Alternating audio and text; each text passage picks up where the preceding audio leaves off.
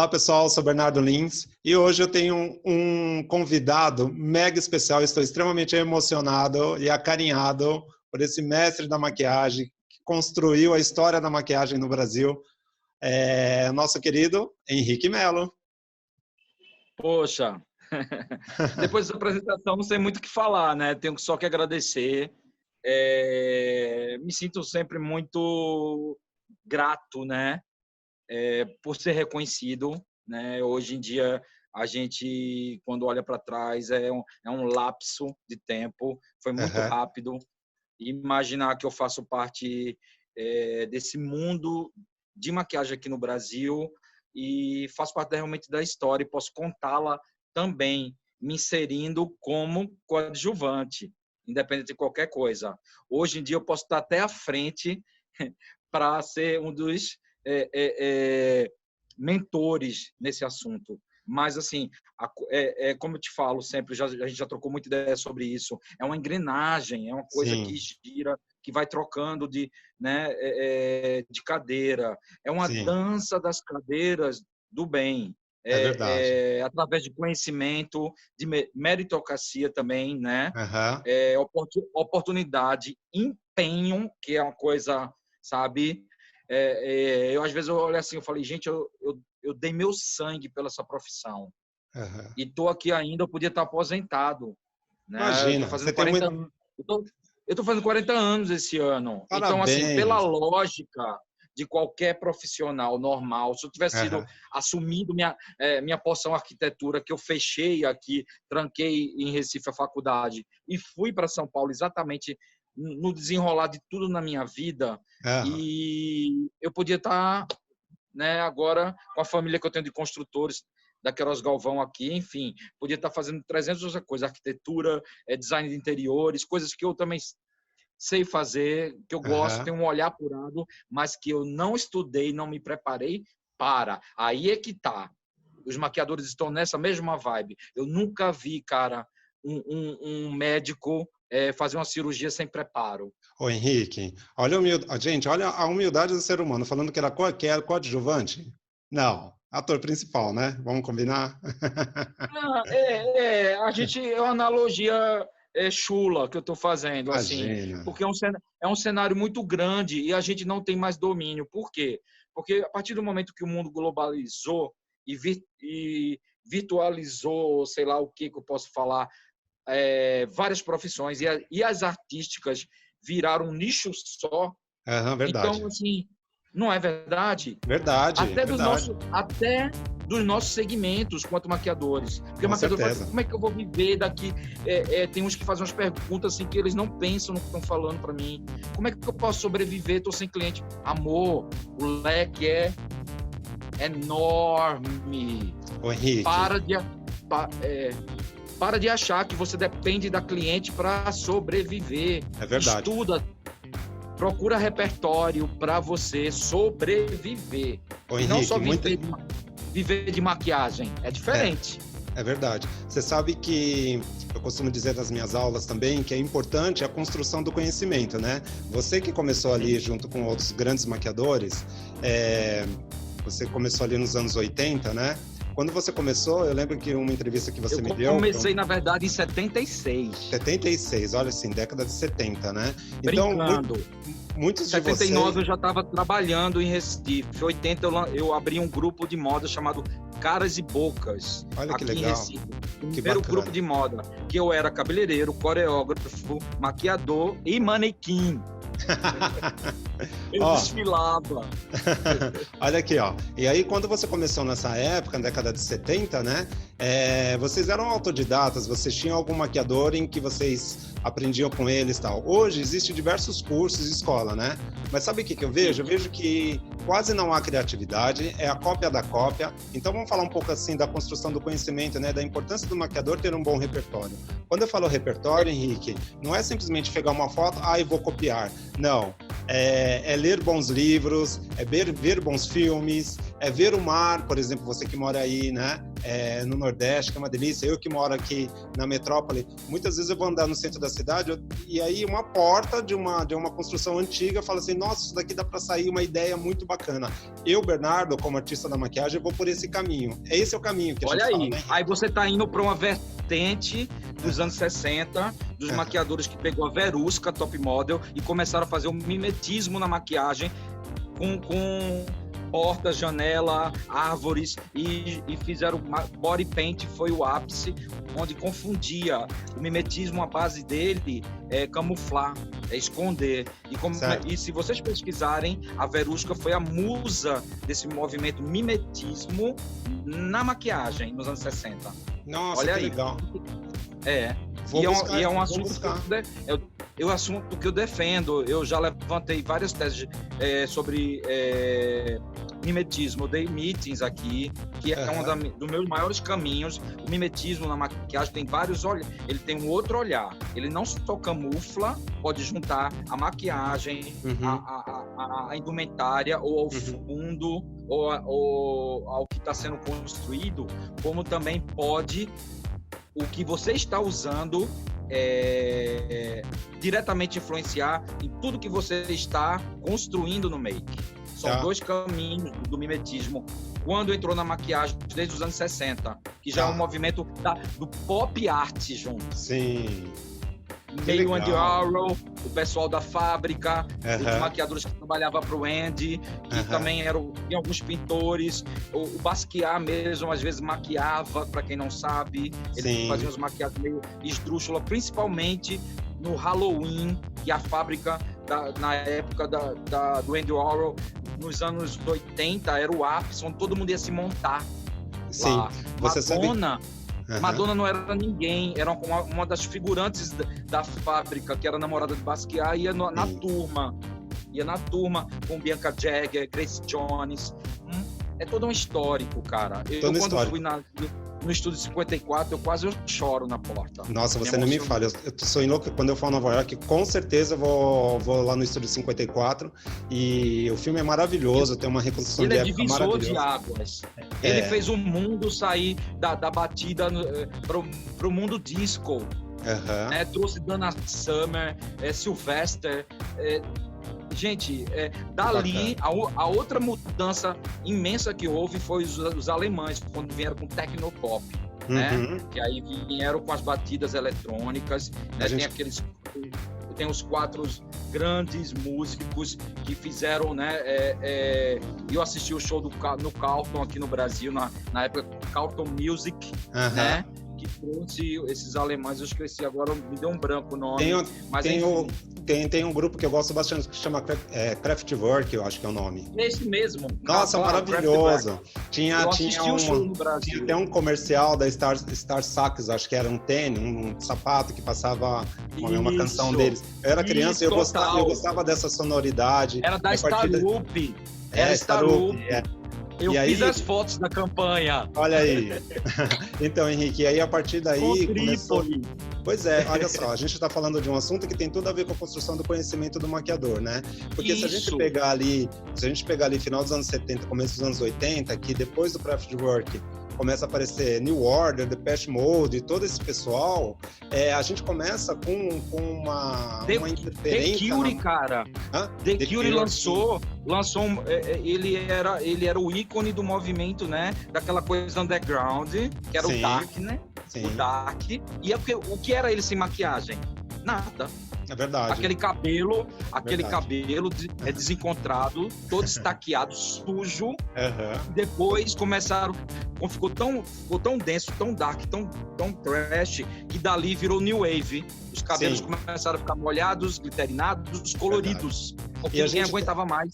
E a gente a gente tem 2 grandes ícones nesse período, daqui a pouco a gente volta para agora, né? É legal a gente resgatar isso lá atrás, porque a gente tem 2 grandes, quer dizer, muitos ícones assim, mas eu lembro que no mundo punk, dark, a gente vai ter Silksy, a gente vai ter também maravilhosa Grace Jones, e a gente vai ter também Annie Lennox, né?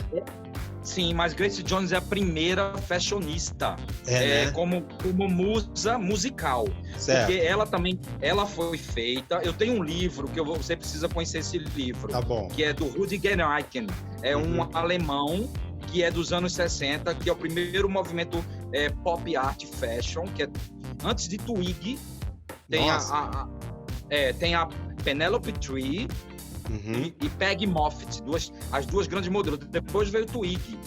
Essas três, junto com esse stylist, que é o Randy, ele tem até eu tenho um livro dele. Eles começaram a fazer a moda virar futurista, vanguarda.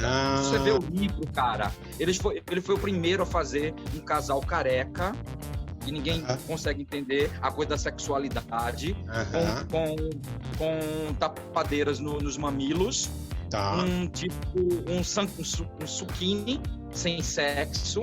Ele não deixou o membro do cara ter volume, nada. E eles são todos bronze-up e glossy a pele. Nossa! É fantástico. Isso, eu tinha apenas 2 aninhos, 65.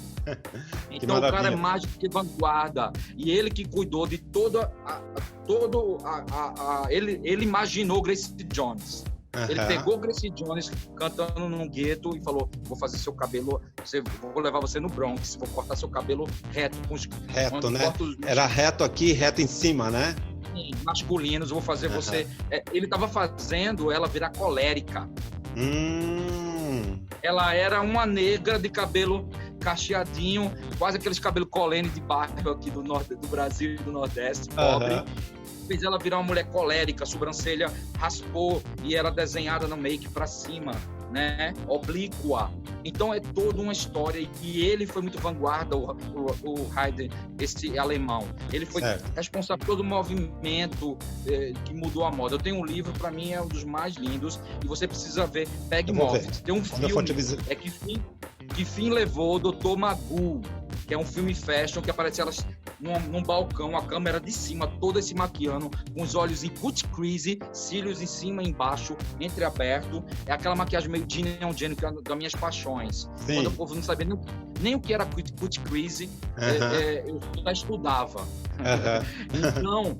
Como que é o nome desse filme, Henrique? Como que é o nome desse filme? Eu acho que é... Eu não sei na tradução, mas é alguma coisa. Que Fim Levou Dr. Magoo, com 2 O's. Tá Magoo. Bom, eu vou procurar. Aí sabe o que eu vou fazer? Eu vou procurar e vou deixar o link aqui embaixo para as pessoas verem, quem estiver vendo o videocast. Com a Peggy Moffitt, depois eu passo para você. Tá bom. E ele deu um início a um outro olhar até para Hollywood. Foi quando criaram as Bombshell, meio fashion. Veio Barbarella. Veio aquele filme... que virou uma cena icônica do cara fotografando o David Bailey, fotografando acho que a Jane Fonda de cima para baixo, ela deitada. Barbarella. Sim. Então, é tudo a partir dali, e pensado também, já trazido para Nova York e para Hollywood pela galera da fábrica, Andy Warhol, todo esse Bianca Jagger, o marido que fazia, o marido fazia a trilha, Andy pensava no roteiro, era uma conjunção, ninguém faz nada sozinho. Verdade. Eu, por exemplo, fui abençoado na coisa educacional, de estudar, de procurar, porque com 18 anos eu fui pupilo do maior mestre de maquiagem, do maior maquiador do Brasil, chamado Múcio Catão, e poucos conhecem. Sim. Eu falei sobre ele no meu artigo, né? Eu resgatei a história dele, eu fiquei muito... Quando vi a revista, eu chorei, cara, me emocionei. Eu consegui botar na Cabelos e Companhia, falando da história da maquiagem, que eu pontuei até a morte de Marlene Moura, que foi uma coisa muito... Dá aquela entrevista pra mim, cara. Quando acabou a entrevista, eu chorei por mais de meia hora. Eu imagino. Ô, Henrique, o que você tá falando aí dos anos 80, tem muito, assim, que nessa época, a moda era performática, né? Os desfiles eram performáticos, as maquiagens, a moda, tudo isso era performático. Já nos anos 90, vamos passar um pouquinho mais pra frente, porque você é um cara que fez mais de 400 capas de revista, né?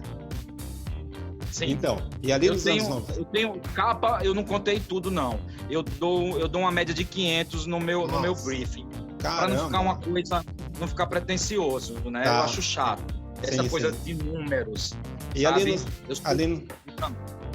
Ali nos anos 90, aí a gente começa a ter uma maquiagem mais de beleza mesmo, essa questão da mulher bela e tal. Aí caiu tudo. Eu lembro que você me contou que quando eu cheguei em Nova York e achei que ia meter pincel na mulherada, todo mundo ia olhar quem é esse latino que sabe maquiar lá. Quando eu cheguei lá, as mulheres tudo de cabelo no gel pra trás, sobrancelha reta, penteada, a pele só corrigida, quase nada, a boca de gloss, muita máscara em cima e embaixo, aquele olho meio boneca, mas não pretencioso. Aí eu fiz desfile de Kanye, Calvin Klein, Celine, fiz... Quem mais? Fiz Moschino, fiz uma dupla de mexicanos gêmeos, que eu esqueci o nome, que não alavancaram na moda, porque brigaram com Versace na época. Aí os papas da moda escantearam esses dois mexicanos, que eram gêmeos, uma pena, essas coisas de joguete. Eu estava em Nova York quando foi aberta a Twilo, a primeira disco clube de um estilista que era do Versace. E eu fui pro camarote do Versace, fiquei a noite toda com esses amigos.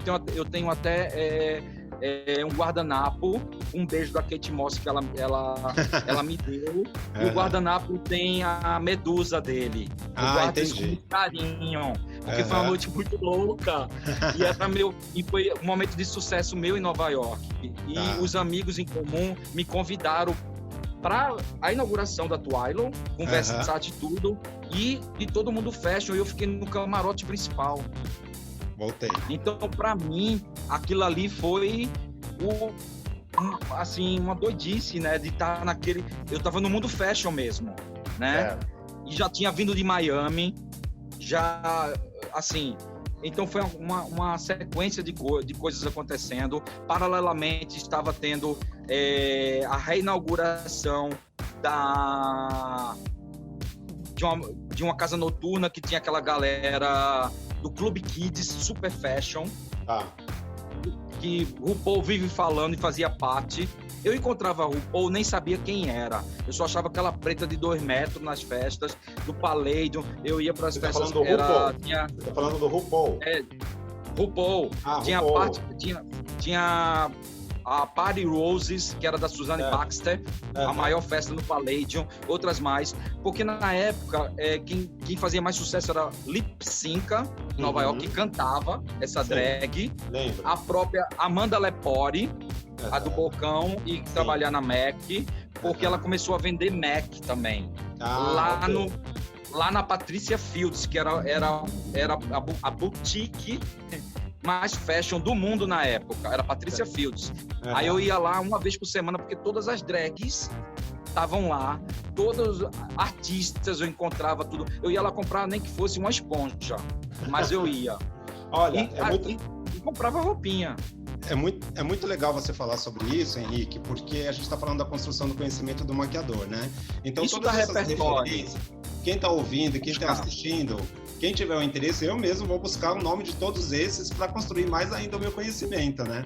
E aí eu lembro que no último encontro que a gente teve aqui em São Paulo, a gente voltando no metrô, você estava me contando um pouco da história de Nova York, e eu gosto muito disso, eu tenho uma amiga que mora lá, e aí eu até falei para ela, assim, Cláudia, quando eu for aí, eu quero conhecer o Estúdio 54, todos esses lugares que eu venho estudando, né? Da moda, da arte, né? Até mesmo onde ficava o estúdio do Andy, e aqui em São Paulo teve... Eu fui na porta da fábrica, eu catei o endereço, eu fui lá com um amigo, fiquei sentado, fiquei olhando, peguei na maçaneta do prédio, fiquei imaginando aquele tanto de gente.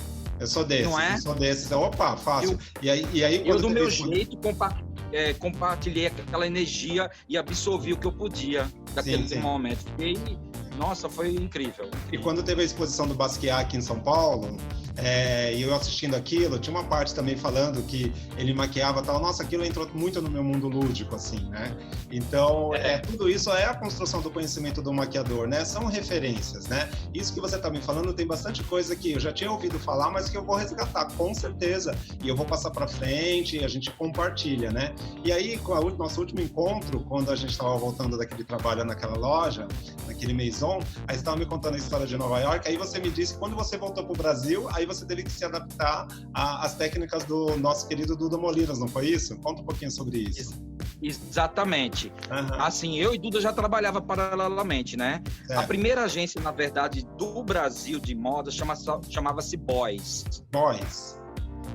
que era da Ângela, e era na casa dela, num dos quartos do apartamento na Vila Olímpia. Então, lá era Mauro Freire, Duda Molinos, Tuxê Rago, Celso Lagos, que não existia Celso Camura, Danton, Neil Jambert, Wagner Abiati, Tuxê Rago, pernambucano, e me levou de mão dadas para entrar. Então éramos 8 maquiadores, e Jesus Lopes, que era do Rio de Janeiro. E Marlene Moura, eventualmente, ela acionava, porque Marlene fazia Moda Brasil, que era uma bíblia de moda do Brasil. Ela fazia esse bate-bola para Rio, São Paulo, quando tinha matéria em São Paulo, do Rio de Janeiro. Mas éramos 8. Eu vou aproveitar. Éramos 8. Tá, eu vou aproveitar todas essas referências que você está falando aqui e aí eu vou retomar, escrever aquele artigo, que provavelmente vai se tornar algo maior, e aí eu vou pegar todas essas referências, então, que você me passou, vou pesquisar, se eu não conseguir, assim, encontrar em Google, alguma coisa assim, eu vou te consultar para constar também nesse... porque, imagina. Eu vou lançar, eu vou ser o Google da maquiagem, então. Você já é, Henrique. Mas, não, tô brincando. Não. Mas, assim... E paralelamente, Patrícia Lamastra, que até hoje é dona da First e montou a First, ela era booker de uma agência de modelos. Entendeu? Que o cara, o francês, passou a perna e foi embora e deixou todo mundo a ver navios no Brasil. Caramba! Da primeira, eu esqueci o nome da agência, me deu um branco agora, mas é fácil saber. E a Patrícia era booker na época. E começou a namorar com Pelé. Patrícia. E, paralelamente, o John Casablanca começou a trazer o Look of the Year pro Brasil. Isso no final dos anos 80, é isso? Aí a gente começou a fazer. Eu não fiz a primeira versão. Eu não estava em São Paulo, o Duda assumiu. Quando eu cheguei eu já fiz a segunda, que foi no Rio de Janeiro, no Mediterrâneo. Inclusive, Gisele não ganhou, ficou em terceiro lugar. Quem ganhou foi Maria Fernanda Cândido, que virou atriz. E Paula Franco foi segundo lugar, que hoje em dia é modelo maravilhosa e atriz, mas ela faz essências, enfim, a Paulinha Franco. Gisele, eu acho que foi terceiro, o quarto, não lembro. Bom, enfim, aí quem assumiu já esse desfile fui eu com o Danton, que fez e coordenou cabelo e maquiagem, que Duda não pôde, enfim. Aí e a gente a Patrícia já estava criando a First. Foi quando eu conheci ela nesse evento do final do Look of the Year, que eu não trabalhei, que foi lá aí em São Paulo, em Moema, numa casa maior, que trouxeram até Grace Jones para cantar, que eu fiquei... Foi para mim o maior show da minha vida. Ela fez 80 anos agora, ela fez show aqui em São Paulo. Parece que volta ano que vem. Com certeza eu vou ver, né? Tem que soltar um forno. Se eu não ver a Grace Jones na minha vida, não vai fazer parte do meu repertório, pelo amor, né? Por favor. Uma pena eu ter perdido Dana Summer em São Paulo. Uma pena. Bom, e aí... Viajei, enfim. E aí você voltou, e aí... A Patrícia me pegou, né?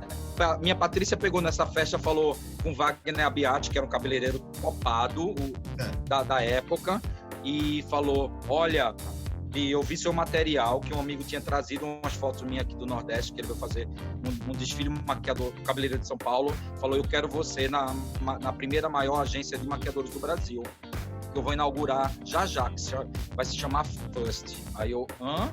Oi? Aquela mulher linda, namorada do Pelé, poderosa, usando um vestido alaiá, Nossa. e eu lá na festa de convidado, entrando no truque com Touché Rago de mão dada.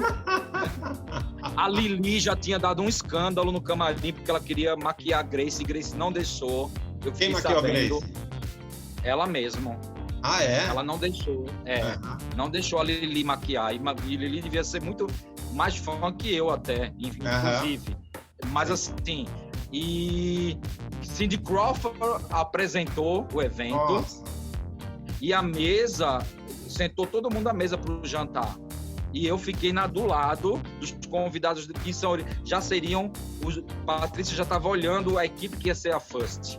Certo. E montou e convidou, aí foi quando convidou também, elas eram amigas, porque a Patrícia, quando era modelo, bookava com a Ângela os maquiadores para a agência de modelo, de fazer book.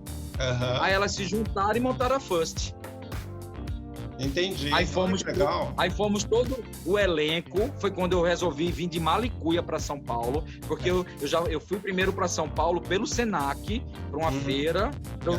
Que eu era ministrante do Senac daqui, então o Senac me mandou para eu ter um upgrade e trazer para o Senac. Aí eu fiz mais 2 turmas de especialização pós-São Paulo. Só que eu aguentei ficar aqui, eu fui em 90, 91 eu pirei e voltei para São Paulo, porque a First já estava acontecendo.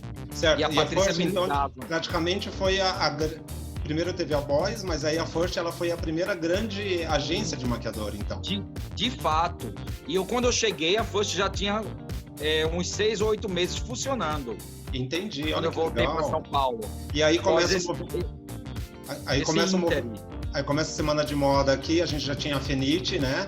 Mas aí começa o Forma Ervas Fashion, aí depois a gente teve o Morumbi Fashion, aí que enveredou para o São Paulo Fashion Week. Isso, eu fiz todos. Inclusive, eu fiz o primeiro momento do Fito Evas, que foi o primeiro desfile do Paulo Borges, quando ele assumiu, depois que o Técio, que ele era assistente do Técio, faleceu, ele assumiu, era um galpão em Pinheiros, sem nome nenhum, e ele fez 2 dias de desfiles. Eu, Duda e Mauro assumimos todos os desfiles. Era eu fazia um, Duda outro, Mauro outro. Duda um, eu... Bacana, hein? Foi quando o Duda trouxe Daniel Hernandes do Sul para ser assistente nessa equipe pela primeira vez. Sim. E aí a gente começa a história dos anos 90, 2000, enfim. Ô Henrique, porque nosso tempo está terminando aqui, mas deixa eu falar uma coisa. Voltando àquilo que a gente começou o nosso assunto, né? Então, você vê, né? Tudo isso que você nos contou aqui, nosso papo, outras coisas também que a gente já conversou, e vamos conversar ainda mais, né? Porque tudo isso precisa ser registrado. Graças à tecnologia, a gente está podendo registrar agora em vídeo também, acredito que vai ser um grande plus aí para os maquiadores. Então, o que eu vejo hoje, sabe, principalmente que eu tento desconstruir para construir em sala de aula, é exatamente a cópia da cópia da cópia da cópia, né? Porque o maquiador, ele precisa ter o quê? Ele precisa ter um repertório. É o que eu sempre digo, leiam bons livros, vejam bons filmes, bons vídeos, saber quem é Grace Jones, saber quem foi Eric Rezepek, saber quem foi Duda, quem é Henrique, quem é Cacá Moraes, enfim. Então tudo isso Quem criou contornos foi Max Fato. Não foi o incrível Sam Ekuzami, que é incrível, mas não foi ele. Exatamente. Ele deu uma outra leitura, como eu tenho a minha e outros têm as deles. Claro, né? Claro. Para quem não sabe, eu até falei ontem, eu fui privilegiado porque meu primeiro diploma de maquiador foi na Mesbla, quando a Max Fato trouxe o sobrinho dele para ir na Mesbla do Brasil, lançando a Max Fato. Aqui em São Paulo? No Brasil todo. No Brasil. Ele lançou. E eu fiz em Recife, na Mesbla de Recife. Que legal. Ganhei o diploma como honra ao mérito na sala. Nossa, você das mãos isso. Do sobrinho. Eu tenho o diploma. Você precisa postar, tira uma foto e posta pra gente ver. Eu já postei um tempo desses aí, mas não deram muito cabimento. Eu vou resgatar. Eu vou resgatar e vou repostar. Então, Henrique, Mas por favor, você, neste momento, passa assim uma ideia, um recado para os novos maquiadores, as pessoas que estão querendo começar a maquiar. Não é uma orientação, mas assim, é uma dica mesmo, assim, dessa importância disso que a gente está falando, da construção do conhecimento. Manda aí pra gente. Eu sempre me vejo, para mim isso é um túnel, né? Uhum. Poucos conseguem enxergar a luz lá no final. É verdade. Eu vou fazer uma analogia bem configurada disso, nesse sentido. Porque muitos buscam só entrar no túnel, poucos procuram a saída dele com a luz para continuar na trilha. Uhum. Essa é a minha observação maior. Então, Você tem que se perguntar o que é que você quer para você. Só quer fazer parte? Vai ter muitos aí. Então, tem gente que copia, que tem muito mais seguidor que eu, 200, 170k, não sei o quê, que é cópia da cópia. Hoje em dia, se é seu termômetro, Instagram. Agora, se seu termômetro for a arte da maquiagem, o conhecimento da cosmetologia, dos produtos aplicados que viram maquiagem, entender o que é alquimia, então você vai enxergar a luz que está lá no fim do túnel piscando. Sim. Vai estar te chamando. É um outro brilho, é um outro holofote, gente. Porque o túnel pode estar com muita luz lá, pá de neon, mas vai estar ofuscando um ou outro. Poucos vão enxergar aquela luzinha que está lá, sabe, no final te chamando. Então é esse olhar, essa sensibilidade, sabe? Você vai se inspirar na natureza, eu agora lancei no grupo, você viu? Eu vou mandar lá. Viu no feed, eu fiz o desafio, eu postei já 4 belezas inspiradas na flora. Uhum. Só que eu já usei flores muito, inclusive tem um calendário que é em homenagem aos meus 25 anos de carreira, que chama Cores e Flores, tá? E eu resolvi resgatar a flora nesse desafio da AMP, que eu lancei na associação, e usei 4 folhas e fiz um trabalho entre visagismo de temperamento e mimetismo, repetindo os tons, cores e formas das folhas. Então, procurem se embasar, procurem ter norte para criar. Não fica só naquela, porque o marronzinho, eu gosto desse marronzinho, é lindo. E por que tá aqui? Porque ele dá um destaque. Olha que lindo que fica esse contorno. Gente, para com isso. Uhum. Tem que entender. Eu vejo gente fazendo contorno, derrubando o rosto para baixo, trazendo para baixo as linhas, juntando com boca, feito marionete. Ninguém abre a boca feito boneco de Vila Sésamo. Assim, gente. O ser humano, a musculatura tem limites, tem linhas imaginárias, tem limites para ser percebidos. Por mais que você tenha talento, tenha desenvoltura, destreza no pincel, tem que ter entendimento para onde essa mão vai. Pelo amor de Deus, estudem, afinem as coisas, parem de copiar A, B e C, parem de querer morrer, principalmente agora nesse momento, morrer de querer comprar a paleta da hora. Nacional tem muita coisa boa, tá aí. Muita coisa boa, muita coisa. A profissão vai sofrer muito agora nos próximos meses, com esse mundo em recessão. Ninguém vai precisar de maquiagem, não, vai precisar de comida, afeto, amizade, compartilhamento e união. Ô Henrique, que é o que recentemente eu convidei um amigo meu, Marco de Freitas, e ele é especialista em marketing digital. E a gente estava falando exatamente isso, né? A quantidade de likes não te traz dinheiro não e nem cliente, né?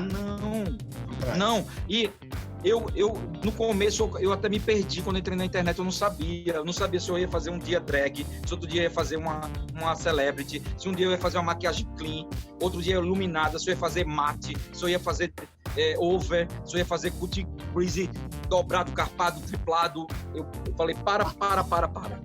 Eu sei fazer tudo. E muito mais. Caí nessa também. Outro dia, sabe que eu pensei até para mostrar essa geração? Eu não vou fazer porque eu acho muita gente não vai entender. Eu pensei em cada semana fazer um post copiando alguém do Brasil e do mundo. Eu só não faço porque eu vou ser mal compreendido. Verdade. Principalmente nesse momento agora, posto tudo isso. Vão me achar pretencioso, só que eu queria ter outros olhares. É a mesma coisa que eu tentei fazer no grupo, que o grupo de WhatsApp é muito vicioso. E quando eu montei o W, eu tive medo, porque traz picuinha, falar mal do trabalho dos outros, não sei o quê, muita coisa chata. Então eu pensei assim, como a gente vai falar mal de um trabalho que a gente não gostou, achou over? Aí eu comecei a brincar, vamos trazer lebres pro grupo. E eu dava uma pala técnica sobre aquilo que estava over, errado, desequilibrado, ao mesmo tempo, no primeiro olhar, feio. Porque o primeiro olhar é o que fica. Então, no primeiro time, muita gente entendeu. Mas foi entrando mais gente. Quando eu vi, entrou um profissional que veio dizer, esse grupo, vocês falando mal do trabalho dos outros, então começou a entender tudo errado e trazer essa energia, essa coisa viciosa. Graças a Deus foram saindo essas pessoas. E eu fui mudando também a postura. Eu não levo mais leve. Muito mais leve. Não levo. Muito mais. Henrique, deixa seus contos. Muito obrigado, viu? Foi incrível esse bate-papo aqui. Nossa, eu muito construí o meu conhecimento. Olha só, esse ano eu faço 22 anos de profissão, venho depois da sua geração. A gente já conversou sobre isso também. Agora me faz um grande favor, fala suas redes sociais aqui para as pessoas te seguirem. Bom, a minha principal do Insta é Henrique Melo Makeup. Tem uma só de maquiagem social que é a que eu dou para as mulheres, senão elas vão ficar em pânico se verem minha rede, achando que eu vou fazer elas de drag. Então eu tenho Henrique Melo Noivas, que é o mercado que eu atendo, e eu faço coisas de decoração, como eu acompanho, making off, enfim. O Henrique Melo Noivas é para mostrar beleza, coisas do mundo brides e social, tipo madrinha, 15 anos, tudo que eu faço, inclusive debutante também, né? E o Facebook, que eu ainda mantenho uma live, porque meu formato de live eu gosto do horizontal e tem mais tempo, eu poder trocar. E outra coisa, eu tô no Facebook, o povo vai sair do Face, mas eu gosto, eu prefiro ser pop no Face e depois postar as imagens no Instagram, que é como se fosse o making off do que eu tô postando no Instagram. Eu faço assim também. Isso. Eu faço assim. Isso. Tá? Muito obrigado, viu, Henrique? Obrigado a você. Tá bom, e vocês que me acompanham, podem me acompanhar aqui nas redes sociais, vocês vão me encontrar com o Bernardo Lins Maquiador, e também pode acessar o meu site, www.bernardolins.com.br, e o meu canal no YouTube, Bernardo Lins Maquiador e Artista Visual, tá bom? Henrique, foi incrível, muito obrigado, viu? Obrigado a você pela oportunidade. Beijo, gente. Fiquem com Deus. Obrigado. Somos amplos. Somos, todos. Tchau.